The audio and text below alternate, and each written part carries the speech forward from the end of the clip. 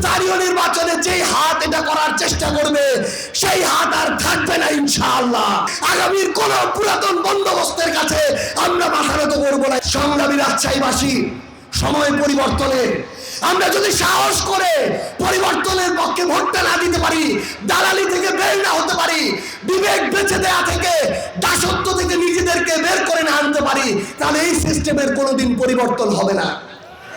আমার এখানে মায়েরা আছেন, বোনেরা আছেন, ভাইরা আছেন, সাংবাদিক বন্ধুরা আছেন, একটা জিনিস মনে রাখবেন, আমরা অনেক পেশায় থাকতে পারি, কিন্তু একটা পচা সিস্টেম যদি থাকে, সেই পচা সিস্টেমে আমার শিক্ষা প্রতিষ্ঠানগুলো যদি শেষ হয়ে যায়, আমার আপনার সন্তান, আগামী প্রজন্ম ওই পচা শিক্ষা প্রতিষ্ঠান থেকে কেউ পার পাবে না।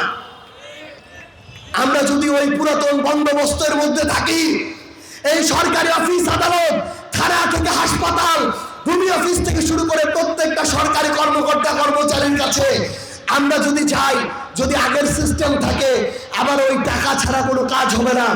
আমার আজকে পাওয়ার আছে, আমি পাওয়ার খাতায় কাজ করে নিলাম, যেদিন পাওয়ার থাকবে না ওই সিস্টেম আপনাকে 2 টাকার মূল্য দিবে না।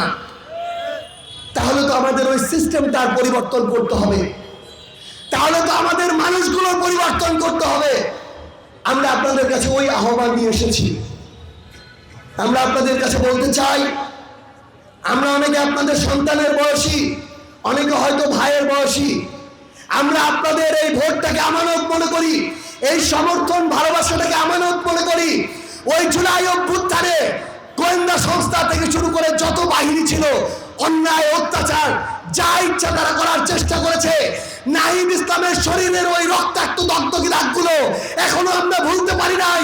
আমরা কথা দিচ্ছি, স্বৈরাচারী শেখ হাসিনার সামনে আমরা যেভাবে মাথা নত করি নাই, আগামীর কোন পুরাতন বন্দোবস্তের কাছে আমরা মাথা নত করবো না ইনশাআল্লাহ। বিএনপি সরকারের কাছে আহ্বান জানাই, অক্টোবর থেকে স্থানীয় নির্বাচন দিচ্ছেন, আপনাদেরকে ধন্যবাদ।